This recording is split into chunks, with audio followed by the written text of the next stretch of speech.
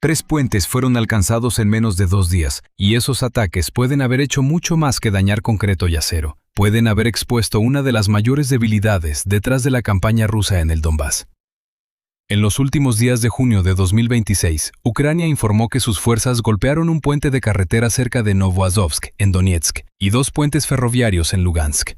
Según Ucrania, las fuerzas rusas usaban esas vías para mover personal, armamento, munición y suministros logísticos. Casi al mismo tiempo, las fuerzas ucranianas continuaron atacando infraestructura ferroviaria cerca de Razdolne, en la Crimea ocupada, incluyendo secciones dañadas que los equipos de reparación rusos intentaban restaurar. El mensaje se volvía cada vez más claro. Ucrania no solo intentaba destruir objetivos militares.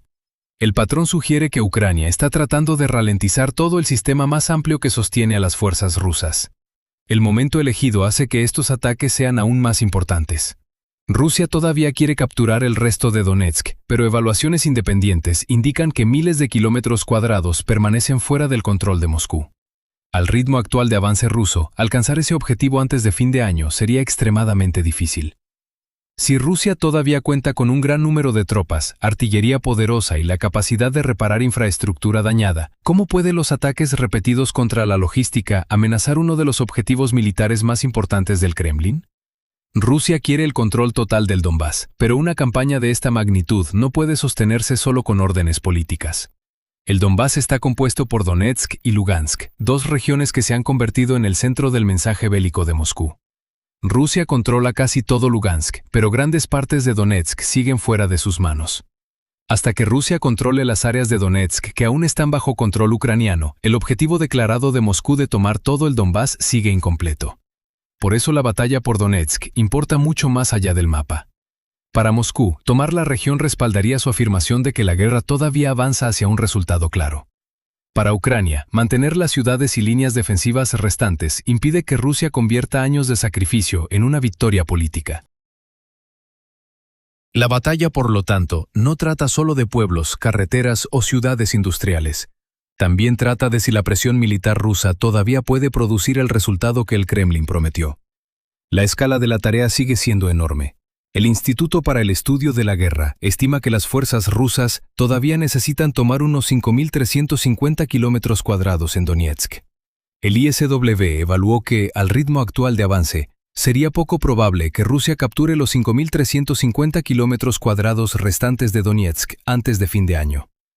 Eso no significa que Rusia haya dejado de avanzar. Significa que la distancia entre el plazo de Moscú y la realidad del campo de batalla sigue siendo amplia.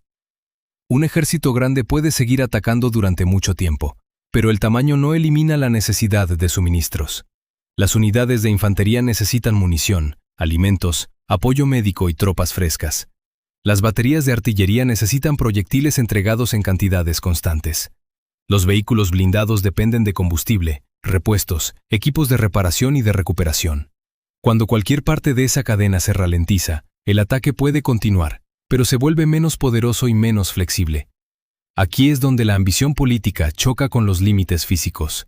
Un comandante puede ordenar otro asalto, pero esa orden tiene poco valor si los cañones no pueden seguir disparando o los vehículos no pueden moverse. Una formación de primera línea puede tener dificultades para mantener la presión si las reparaciones y las entregas de munición se retrasan. Ucrania parece entender claramente esta debilidad. En lugar de intentar igualar a Rusia solo mediante batallas directas en el frente, está aplicando una presión creciente sobre el sistema que respalda a esas fuerzas. El propósito aparente no es detener cada camión ni destruir cada línea ferroviaria. Puede ser crear retrasos, forzar desvíos, aumentar el consumo de combustible y hacer que las entregas queden más expuestas. Pequeñas interrupciones pueden entonces acumularse hasta convertirse en un problema mayor. Un convoy que llega varias horas tarde puede retrasar una misión de artillería. Un puente dañado puede retrasar que el equipo pesado llegue a la unidad que lo espera. Una vía ferroviaria bloqueada puede empujar más carga hacia carreteras, donde los drones tienen más oportunidades de detectar movimiento. Ninguno de estos eventos por sí solo decide la guerra, pero juntos pueden reducir la velocidad de toda una campaña. Esto también explica por qué el lento avance ruso importa tanto. Cuando cada kilómetro ya requiere tiempo, mano de obra y grandes cantidades de poder de fuego, la presión sobre la logística eleva el costo aún más. El Kremlin puede seguir teniendo los recursos para continuar, pero continuar no es lo mismo que cumplir un plazo. Para entender por qué Ucrania está atacando puentes, el siguiente paso es seguir las rutas que conectan el Donbass con Crimea y el sur ocupado. Ucrania ya no se concentra únicamente en las fuerzas rusas en el frente, está intentando ralentizar la red de transporte que abastece a esas unidades. El 28 de junio y durante la noche del 28 al 29 de junio, las fuerzas ucranianas dijeron haber atacado un puente de carretera cerca de Novazovsk, en Donetsk, y 2 puentes ferroviarios en Lugansk. Estos lugares importaban porque formaban parte del sistema más amplio que movía tropas, munición, combustible y equipo militar hacia el campo de batalla. Un puente de carretera permite que camiones, vehículos blindados, equipos de reparación y convoyes de suministro crucen terreno difícil sin perder tiempo. Cuando ese puente resulta dañado, el tráfico puede verse forzado a un solo carril, redirigido hacia carreteras más pequeñas o detenido hasta que los ingenieros realicen reparaciones de emergencia. Incluso una estructura que permanece en pie puede convertirse en un problema serio si su límite de peso baja o los vehículos pesados ya no pueden cruzar con seguridad. Los puentes ferroviarios cargan un peso todavía mayor. Los trenes pueden mover proyectiles de artillería, tanques de combustible, maquinaria de ingeniería y vehículos pesados en cantidades que los convoyes por carretera no pueden igualar fácilmente. Un tren puede reemplazar a muchos camiones, lo que ahorra combustible, reduce el número de conductores necesarios y limita la exposición a lo largo de la ruta. Cuando se corta una línea ferroviaria, Rusia no simplemente pierde una vía, debe reorganizar el movimiento de carga en un área mucho más amplia. Los suministros pueden tener que descargarse en otra estación, subirse a camiones y enviarse por carreteras que no fueron diseñadas para un tráfico tan pesado. Ese proceso toma más tiempo y crea nuevos puntos donde los drones ucranianos pueden observar, seguir y atacar. Los ataques también alcanzaron objetivos más allá de los puentes. Ucrania dijo haber golpeado un depósito logístico cerca de Novosvitilivka, varios sitios de control de UAV y una posición de mando de guerra electrónica rusa. Cada objetivo cumplía una función distinta dentro del mismo sistema militar. El depósito almacenaba material necesario para las unidades más adelantadas. Dañarlo podía reducir la cantidad de combustible, munición o equipo listo para entrega rápida. Los centros de control de UAV apoyaban misiones de reconocimiento y ataque sobre el campo de batalla. Un puesto de mando de guerra electrónica normalmente ayudaría a coordinar los esfuerzos para detectar, interrumpir o limitar la actividad hostil de drones. Tomados en conjunto, estos ataques sugieren un plan más amplio. Ucrania parece estar apuntando al movimiento, el almacenamiento, la vigilancia y la protección al mismo tiempo. Un ataque a un puente puede retrasar el transporte. Un ataque a un depósito puede reducir los suministros disponibles. El daño al control de drones y a la guerra electrónica puede hacer que la retaguardia esté menos consciente de lo que se aproxima. Esto cambia el significado de un ataque en profundidad. El propósito no siempre es destruir un gran número de vehículos en una sola explosión. El objetivo mayor puede ser crear una cadena de fallos más pequeños que se extienda por toda la red de suministro. Un convoy de combustible retrasado puede aplazar el movimiento blindado. La falta de proyectiles de artillería puede reducir la fuerza de un ataque. El daño a la infraestructura de guerra electrónica podría debilitar la protección contra futuros ataques de drones. Cada problema añade presión al siguiente. Rusia todavía puede responder. Puede redirigir el tráfico, enviar equipos de reparación, aumentar la defensa aérea y mover suministros por otras regiones. Pero cada respuesta requiere más vehículos, más personal y más protección, lo que puede obligar a los comandantes a dividir recursos entre más ubicaciones. Por eso la campaña es más amplia que una serie de explosiones separadas. Ucrania está intentando interrumpir el ritmo que permite al ejército ruso operar como una fuerza conectada. Pero la parte más peligrosa no es solo que los drones ucranianos puedan golpear un puente. Es que pueden regresar cuando lleguen los ingenieros rusos a repararlo. Esa idea se volvió mucho más clara en Crimea, donde Ucrania pareció pasar de destruir infraestructura a interrumpir todo el proceso de recuperación. Según las Fuerzas de Operaciones Especiales de Ucrania, drones atacaron el puente ferroviario que cruza el canal del norte de Crimea, cerca de Razdolne, durante la noche del 21 al 22 de junio. Funcionarios ucranianos dijeron que el ataque dañó la línea ferroviaria y destruyó parte del puente, deteniendo el tráfico ferroviario en esa sección. El ataque en sí ya era importante porque la ruta respaldaba el transporte militar a través de la Crimea ocupada y conectaba con las líneas de suministro que abastecían al sur de Ucrania. La historia no terminó ahí. Funcionarios ucranianos informaron más tarde que equipo de reparación ruso llegó al sitio para comenzar a restaurar la línea ferroviaria dañada. Durante la noche siguiente, del 22 al 23 de junio, otro ataque con drones apuntó tanto a la maquinaria de reparación como al área del puente. Si esas afirmaciones son precisas, el objetivo ya no se limitaba a dañar infraestructura.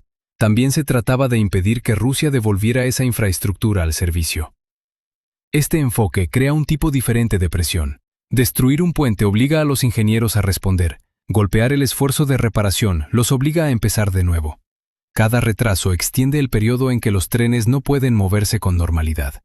Cada nueva misión de reparación también requiere vehículos adicionales, equipo de construcción, equipos de seguridad y especialistas en ingeniería.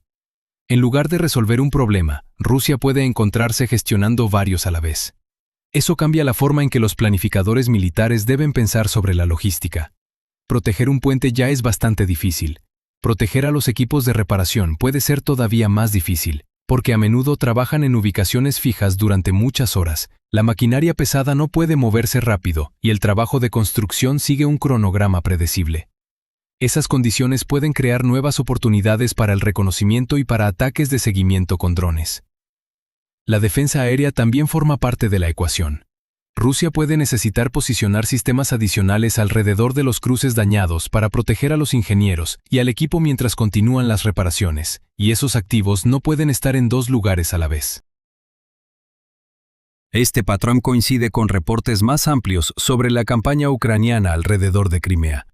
Fuentes periodísticas internacionales han descrito las operaciones ucranianas con drones como parte de un esfuerzo más amplio para aislar la península, manteniendo presión constante sobre los enlaces de transporte y la infraestructura militar.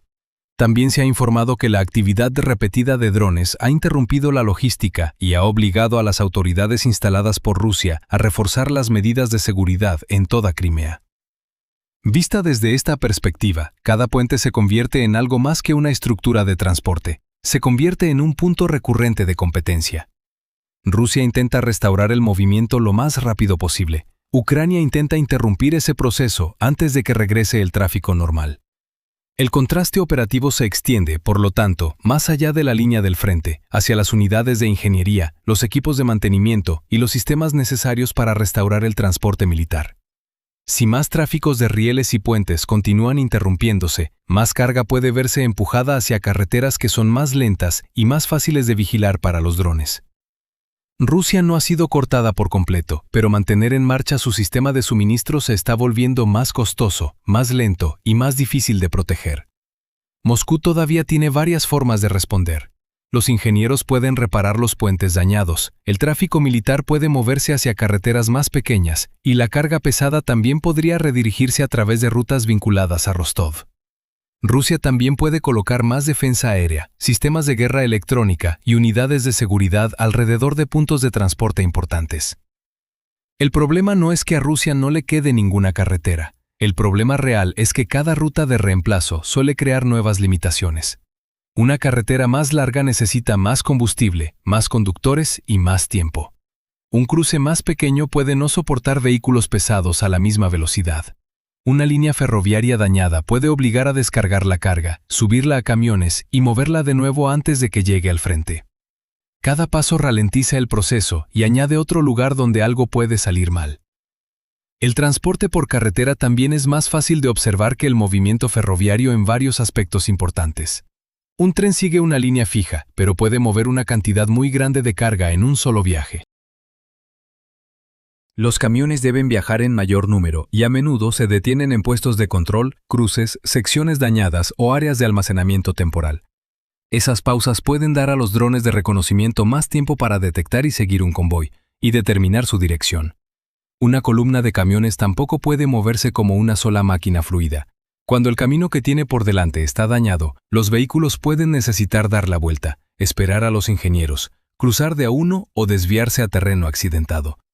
Las cisternas de combustible, los camiones de munición y los vehículos de reparación no tienen todos la misma velocidad ni la misma protección. Una vez que el grupo empieza a estirarse, el convoy se vuelve más difícil de controlar y más fácil de separar. La protección crea otro costo. Rusia puede enviar vehículos blindados junto con las columnas de suministro, colocar unidades de guerra electrónica a lo largo de la ruta o mover defensa aérea de corto alcance más cerca de las carreteras clave. Estas medidas pueden reducir el peligro, pero también retiran equipo valioso de otras misiones. Una escolta blindada que protege combustible no puede apoyar a la infantería en otro lugar. Un equipo de guerra electrónica que cubre un puente no puede bloquear drones sobre otro sector. Un radar que vigila una ruta de transporte puede estar menos disponible para defender un puesto de mando o una posición de artillería. El sistema todavía puede funcionar, pero debe repartirse entre más ubicaciones. Crimea muestra por qué esta presión importa. La península ha servido durante mucho tiempo como base militar, centro de transporte y enlace principal entre Rusia y el campo de batalla del sur. Sin embargo, cuando los puentes, las líneas ferroviarias, las conexiones de transbordadores, los sitios de combustible y los puntos de reparación enfrentan amenazas repetidas, Crimea ya no puede tratarse como una tranquila retaguardia. Se convierte en un espacio que debe vigilarse todo el tiempo. Las tripulaciones de defensa aérea deben mantenerse alertas. Los ingenieros deben prepararse para nuevos daños. Las unidades de seguridad deben proteger los centros de transporte y los comandantes deben planificar retrasos antes de que ocurra siquiera un ataque. Esa necesidad constante de protección cambia el valor de la región. Las operaciones rusas todavía se mantienen en Crimea, pero cada movimiento de suministro a través de ella puede requerir ahora más planificación y más cobertura militar que antes.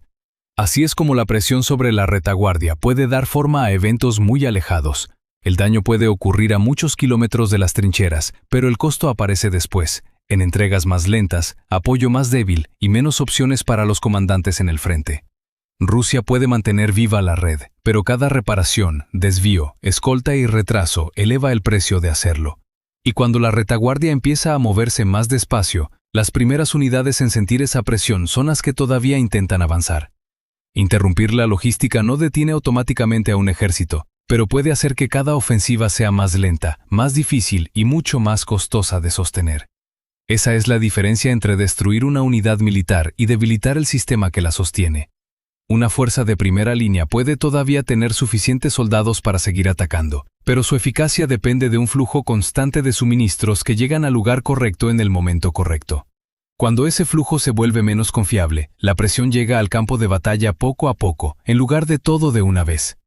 La artillería es uno de los ejemplos más claros. El apoyo de fuego a menudo define la etapa inicial de un asalto, porque suprime posiciones defensivas y permite que la infantería avance con menor riesgo. Si la munición llega más tarde de lo planeado o en cantidades menores, los comandantes pueden verse obligados a reducir la intensidad del bombardeo o a cortar el tiempo disponible para la preparación. El ataque todavía puede comenzar, pero puede enfrentar una resistencia más fuerte desde los primeros minutos. El combustible crea otro desafío. Las formaciones blindadas modernas dependen del movimiento continuo para protegerse, reforzar sectores débiles y responder a situaciones inesperadas. Los tanques, los vehículos de combate de infantería, el equipo de ingeniería y los vehículos de recuperación consumen grandes cantidades de combustible durante las operaciones de combate. Un retraso en la entrega limita la flexibilidad y obliga a los comandantes a elegir cuidadosamente dónde usar esos vehículos. Los refuerzos se ven afectados de manera similar. El personal fresco no puede fortalecer las unidades de primera línea si el transporte se ralentiza o los vehículos de apoyo llegan con retraso. Eso no significa que cada operación se detenga por completo. Si la escasez o los retrasos se vuelven graves, los comandantes pueden tener menos opciones para coordinar ataques más grandes y podrían depender más de avances limitados. Por eso la logística influye tanto en los objetivos políticos como en los planes militares. Se puede ordenar un plazo para capturar territorio, pero el éxito depende de miles de actividades diarias que no pueden acelerarse simplemente mediante órdenes. Los conductores deben completar sus rutas. Los ingenieros deben restaurar los cruces dañados. El combustible debe llegar a las unidades blindadas y la munición debe llegar antes de que comience el siguiente ataque. Si esas tareas se vuelven más lentas, toda la campaña también pierde impulso. Visto desde esta perspectiva, la discusión ya no trata solo de si Rusia puede avanzar. La pregunta más importante es si puede avanzar lo suficientemente rápido para cumplir con su propio calendario político. Esa es una medida muy diferente porque se centra en la velocidad, la sostenibilidad y el costo, en lugar de mirar únicamente los cambios en el mapa. Ucrania parece estar construyendo presión precisamente sobre esa brecha. Los ataques repetidos contra la infraestructura de transporte sugieren un esfuerzo por estirar el tiempo necesario para las operaciones rusas, en lugar de esperar que un solo ataque dramático cambie el curso de la guerra.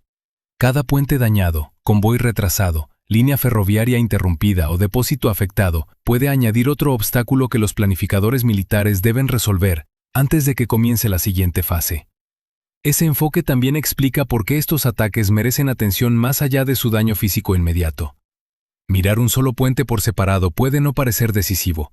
Mirar la red completa cuenta una historia diferente. Los ataques separados comienzan a formar un patrón conectado dirigido a reducir la velocidad de toda una campaña, en lugar de perseguir un solo objetivo simbólico. Vistos uno por uno, estos parecen ataques aislados contra infraestructura. Vistos en conjunto, revelan un mapa cada vez más amplio de presión que se está cerrando gradualmente alrededor de la campaña rusa en el Donbass. Los 3 puentes atacados en Donetsk y Lugansk no fueron solo 3 explosiones en un mapa militar. Pueden ser señales de que Ucrania está intentando cambiar cómo se mide esta guerra. Rusia todavía cuenta con un gran número de tropas, artillería poderosa, unidades de reparación y rutas alternativas. Sería incorrecto sugerir que Moscú ha sido completamente bloqueado. Pero el verdadero problema ya no es si los suministros pueden moverse en absoluto. El problema es cuánto tiempo, combustible, protección y mano de obra debe gastar Rusia para mantenerlos en movimiento. Por eso la campaña puede volverse más peligrosa con el tiempo.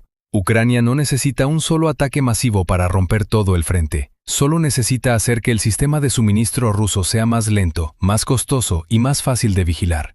En los próximos meses, la pregunta clave puede no ser cuántos kilómetros cuadrados puede capturar Rusia, sino cuánto debe perder, mover, reparar y proteger Rusia para mantener vivo ese avance. Si la presión sobre puentes, líneas ferroviarias, depósitos y centros de transporte continúa, podría hacer que un plazo territorial ya difícil se vuelva todavía más difícil de cumplir.